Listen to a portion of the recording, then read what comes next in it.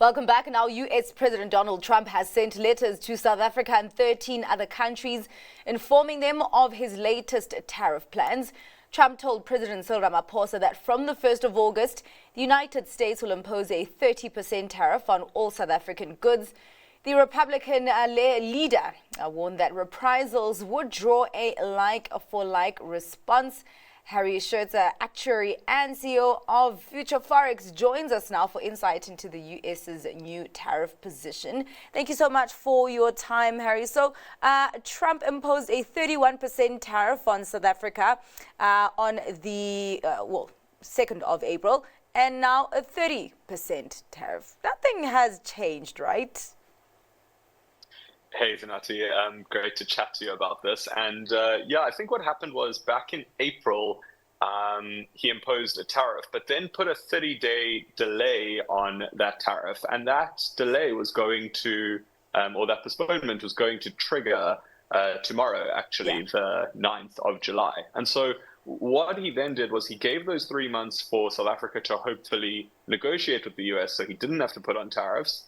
But that didn't come to anything. And Trump now, instead of allowing the tariffs to go through tomorrow, he's postponed it again to the 1st of August. And that can be for one of two reasons. It's either because he's going to impose tariffs on the 1st of August, which would be very bad news for South Africa. Or what I'm more hopeful for is that he's buying himself some more time to negotiate with South African government so that he doesn't have to impose the tariffs when that date comes. Yeah, and I'm wondering, so this is a blanket tariff, but there's the concept of sectoral tariffs, and I'm wondering if those then override the blanket tariff on certain sectors, or if those sectoral tariffs can maybe be more lenient than the 30% tariff that's imposed on all goods, or if there can be exemptions. And the reason also why I'm asking this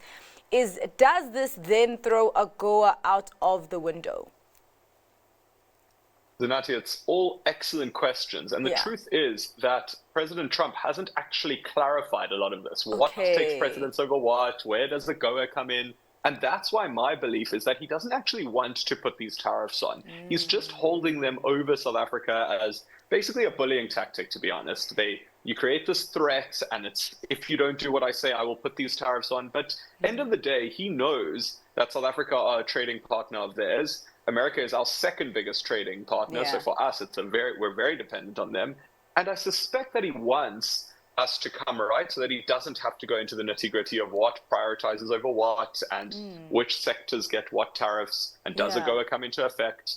But if we can't get things right between our governing bodies, then all those questions will be answered, and that in any case will not be good for South Africa. Well, something that's not good is what Trump has said about BRICS-aligned countries, and that was yesterday. And I'm wondering then, can South Africa still be in a position to negotiate, considering Trump's negative stance on BRICS countries and BRICS-aligned countries?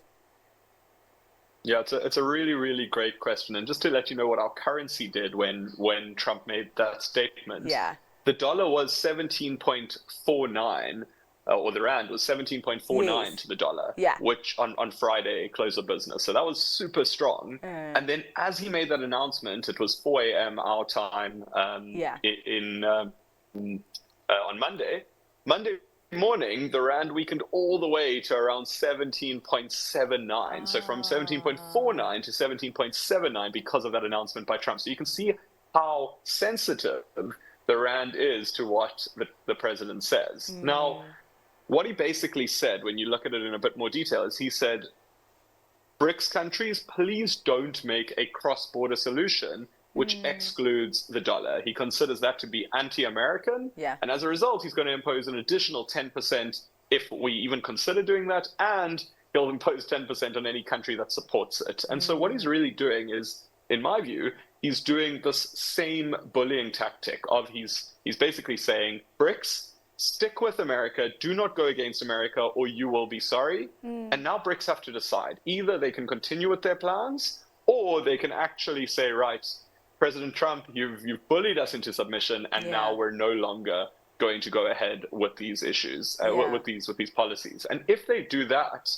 then I believe the rand will bounce back because suddenly our relationship with America will be much stronger. So again, it's interesting times ahead. Between now and the 1st of August, a lot is going to happen, and the rand's going to bounce in one direction or the other, depending on how we act. Yeah. I mean, is there any muscle that we can pull or any leverage that we can use as South Africa to kind of tip the scale in our favor in these negotiations with the US, maybe in terms of what we're offering?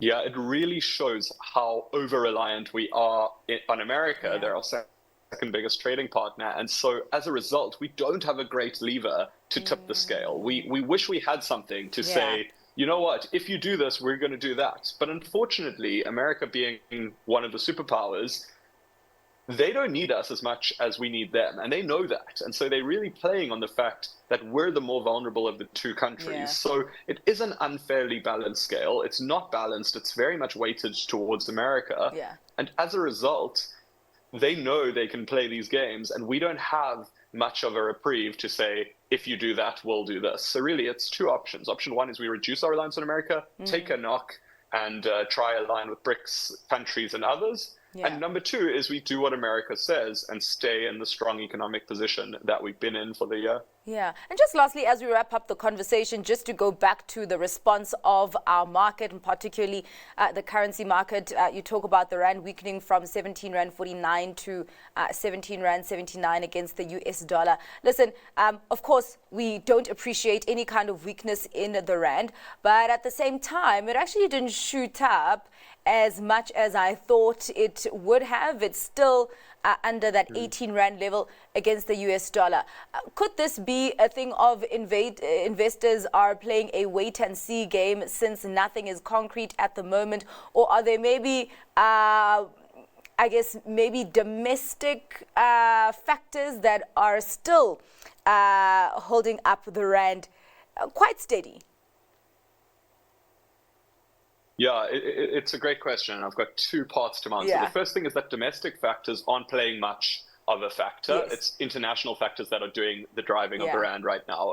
Everything that's happening locally is really being dwarfed by what President Trump is saying. Yeah. But what's interesting is you say that the rand is doing really well and is under 18 to 1, and I love seeing that. Being a very optimistic South African, it's amazing to see. But when you dig a little bit deeper, what ends up being the case is that actually it's more of a weak dollar than it is a strong rand. If you look at the rand versus the euro, the picture isn't quite as pretty. We haven't made as much gain as we have on the dollar. Yeah. And so it's really a matter of the dollar being weak because the market don't love Trump's antics when he creates tariffs and creates the one big, beautiful bill that he's creating now. He's doing all these things that the market says, what are you doing? And so we're really finding a bit of a weak dollar more than a strong rand. But with all that being said, you're 100% right, Zanati, that what's happened is investors have no longer taken what Trump says to heart. They've seen that Trump does this too often. And so what ends up happening is Trump says, I'm going to impose these huge tariffs. And actually the rand stays relatively stable or relatively strong. Yeah. And only once those tariffs are put in, only on 1 August, when it actually goes through, that's when I suspect we'll see a weakening of the rand, because being the boy who cried wolf, which is how I view Trump at the moment, what he says doesn't hold much weight. It's what he does that holds weight. So we're going to see if this comes through. But otherwise, the market is, as you say, waiting and seeing to see if what he says matches what he does. Okay. Well, thank you so much for that insight, Harry. Really, really appreciate just seeing the impact of what is happening on the macroeconomic scale right now on the local currency. And it's going to be quite interesting to see those negotiations. That was Harry Scherzer, Actuary and CEO of Future Forex.